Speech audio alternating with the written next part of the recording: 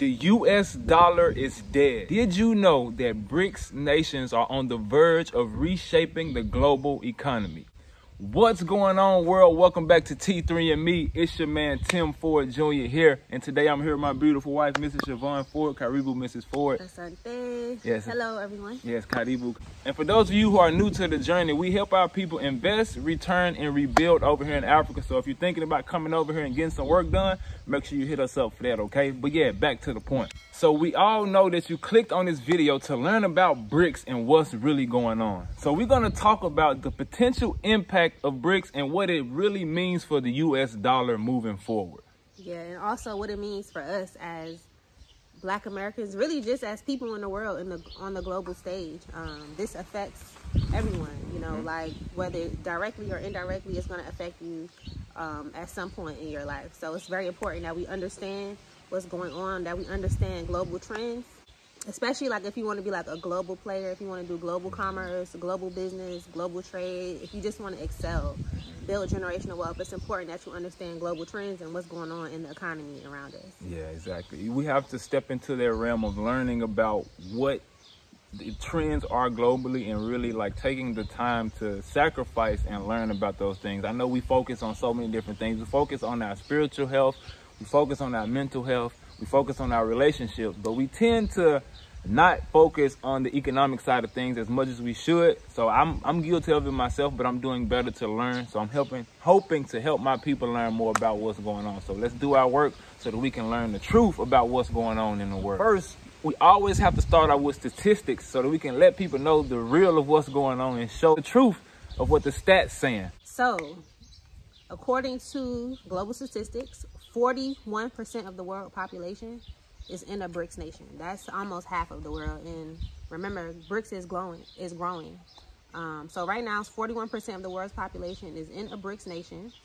24% of the world's GDP is coming from the BRICS nations, and over 16% of the world's trade comes from BRICS nations. So these are huge numbers, guys. And this is just the beginning. Remember that. These are global trends, so these are just going to continue to increase as time goes on.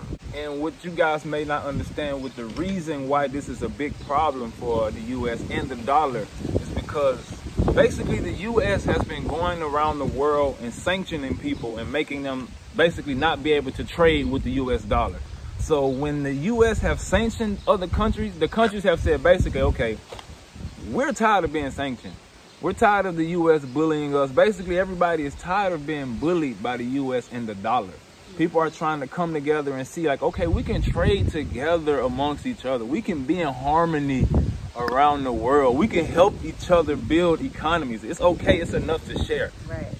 Yeah, you know, and that's one of the goals, and that's what's drawing a lot of people into BRICS, because BRICS is like, as we all know, there's been like a Western hegemony for like the past 80, more than that, for a long time. Basically the West, which is Europe, America, and its allies, NATO, they've been able to go around and bully the world. They've been able to, we don't like what you're doing, or we're just gonna steal your money, basically, essentially is what they did to Russia. They stole their money that they had bought. They bought the US debt, and then they took the money from them, which is crazy. So countries are looking at that like, nah. So if we do something you don't like in our own country, we're minding our own business. If we decide to do something that you don't like or put in a leader that you don't like, you're either gonna coup us, you're gonna die, you know, like if you, like they did Muammar Gaddafi, or they're gonna sanction you, which is also very, very crippling. Like, look at all of the economies around the world which they've sanctioned. Like their societies have declined, like, you know, terribly. Morality and economics, like the whole society is just in turmoil.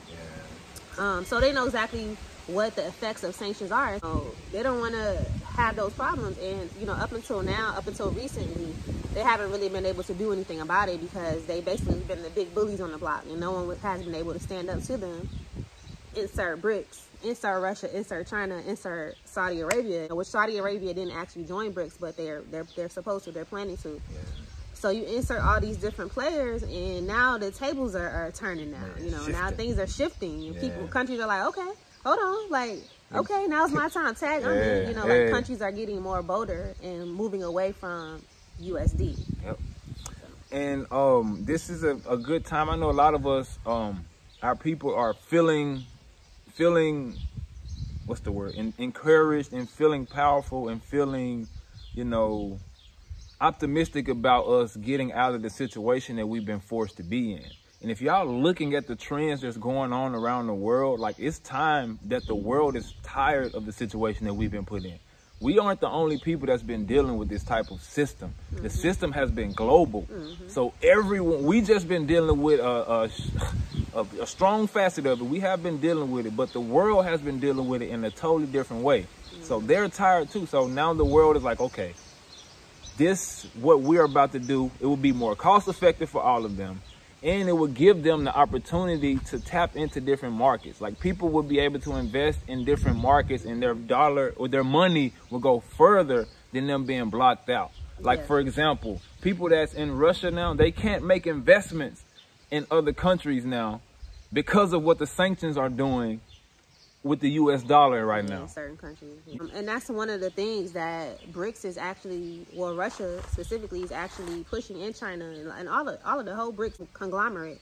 What they're pushing is, you know how they have traditionally done most of the payments through the SWIFT system and these different systems that are controlled by the US and the West.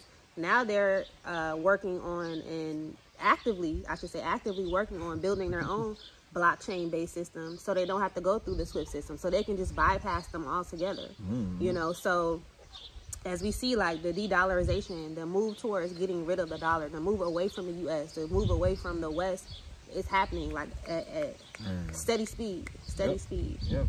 And the countries who are a part of this, will be experiencing development. Like, it gives them the opportunity to emerge as markets and then have conversations. The countries that join into BRICS, they will have the opportunity to stand up for themselves now, basically. Like, a lot of countries aren't able to stand up for themselves because they're sanctioned, because they don't have a certain amount of US dollars, they aren't respected. Or weapons, yeah. So now this levels the playing field for a lot of countries who so-called can't speak for themselves, who so-called less fortunate or poverty-stricken. Third world, yeah. Since we're here, gotta show y'all some of the products real quick. This natural body ready. Natural body. Yeah. Natural product. Natural body. Yeah. Natural body. Yeah. Yeah. Come closer. Come. A few of the climatic or key moments that's been going on with this BRICS nations organization is basically the plans of a formation of a new reserve currency. Yeah, so guys, this is like major. Like, as of June 9th, which was what, like a week ago? About a week ago?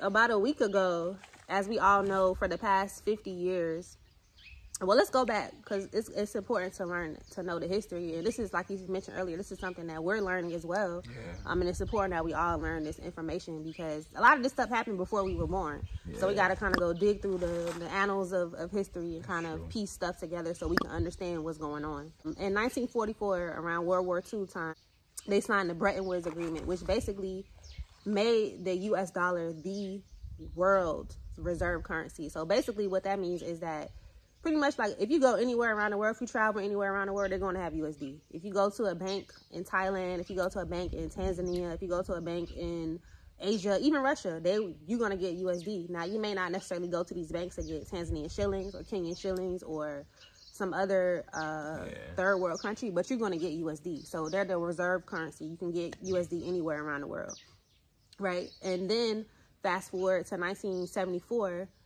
Saudi Arabia actually signed an agreement with the U.S. to trade crude oil in USD only.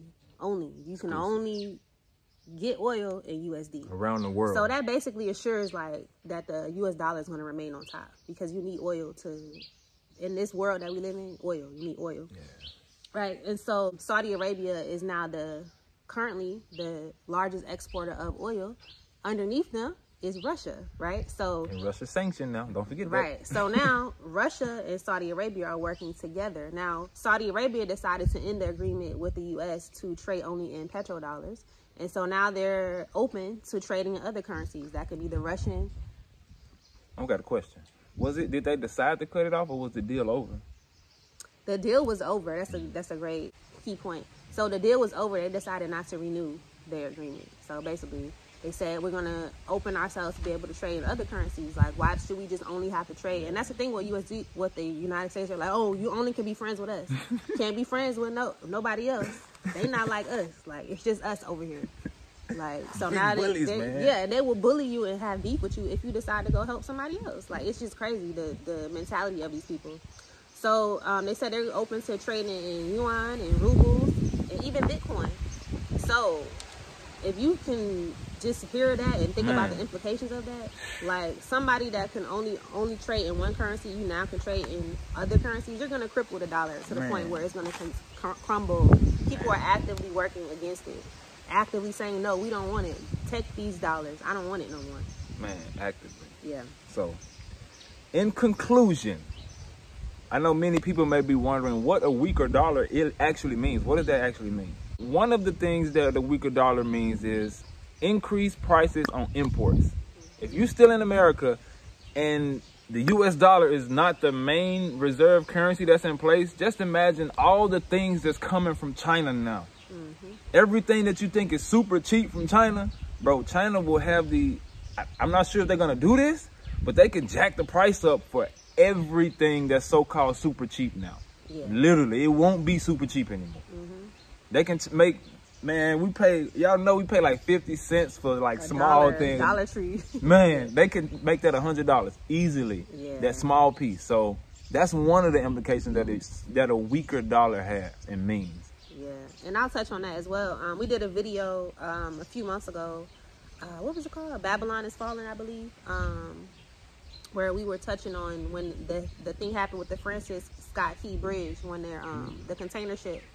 And you know, as of recently, there's been tensions between China and the U.S. because of what's going on in Taiwan. Once again, the U.S. not minding their business, bothering other people in their own country. You know, they went in, because Taiwan used to be a part of China. They went in, destabilized the region. And China was like, I'm going to let y'all have it right now. You know, we're going to get ourselves together and then we'll figure it out in the end. So now they're ready to get Taiwan back on board, because basically it's like what happened in Ukraine. You know, it's like you just divvying up other people's territories, making your own country so you can destabilize the region and pull up the resources out of the ground. That's the same story. Yeah, like, nothing's changed. So now the U.S. and China have tensions, escalating tensions continuously. And so that trade is going to be affected. And as we know, like you just mentioned, so much trade, so much things that we get in the U.S. comes from China. Even our phone, the phone that we're using right now, it's made in China. These chips and all these different things. So when the bridge collapsed in the East Coast, that kind of messed up the trade as well, because a lot of the things that are being imported in from China comes in through the East Coast. Because if you're going to try to go through the West Coast, you got to go all the way around. You know, so it's a lot of things that's going on. Like, it's a lot of different pieces that are going on. And although it may not have affected you right this very second, it's coming. Coming soon. It's coming. Especially, like, all this stuff is just happening. So give it some weeks, some months. You're going to start to see, like, okay, this is affecting me now. This is affecting me when I go to the grocery store. This is affecting me. And then also jobs, you know, the acceleration towards technology and all these different things. Things are being taken over by AI. So we have to kind of understand what's going on and begin to put ourselves in a good position to be able to come out on the other side of this better. Yeah, that's true. That's true. So that's the breakdown that we have with the BRICS nation and what's going on. So make sure you guys share your thoughts in the comments and let us know what you guys think and how you're going to prepare yourself to be prepared for this change that's going on. And I hope you guys get ready and put yourself and your family in a good position so that you guys can make it happen, okay? Do your research so that you can learn the truth about what's going on, okay? Yeah, and if you are African or African American, start to look into investing outside of the U.S. Yes. Whether it's Africa, whether it's South America, whether it's one of the BRICS nations. Diversify, yes, diversify. As you all know, we have land opportunities over here in Tanzania, East Africa. We also have opportunities for investment in real estate, agriculture, tourism. So if you're interested in getting land or investing in East Africa, definitely reach out to us, link up with us. All our information is on our website, and we'll put it down on the bottom of the screen. Yes, yes. We'll put that in the bottom of the screen. If you want to book a consultation to figure out how to get over here to Africa for you and your family and have a smooth transition, if that's what you're trying to do, click the link so you can book a consultation so we can help you out with that. I will sit on the phone with you for 1 hour and answer all of the questions that you have to make sure that you and your family have a smooth transition, okay? And also, this beautiful woman here is an herbal practitioner, so she knows how to make all natural products to help you heal from anything that you've been dealing with. So if you have any ailment that you've been battling and fighting with, you can have a herbal consultation with my wife, and she will help you come up with a herbal remedy to help you heal and overcome what you've been dealing with, okay? So if you're interested in getting a herbal consultation, click the link in the description box as well so that you can sign up for that. And y'all, if you made it to the end of the video, thank you for the love, support. Thank you for staying tuned. We appreciate your time, and we hope that we were able to bring you some value and teach you something about the BRICS nation. And if you haven't already, make sure you subscribe so that you can get more information about the global economic trends that we've been learning about so that we can teach you guys, okay? And make sure you come in and let us know what you think about what's going on and what you're going to do for you and your family. And y'all be safe out there, all right? Shalom. Each one teach one. Each one.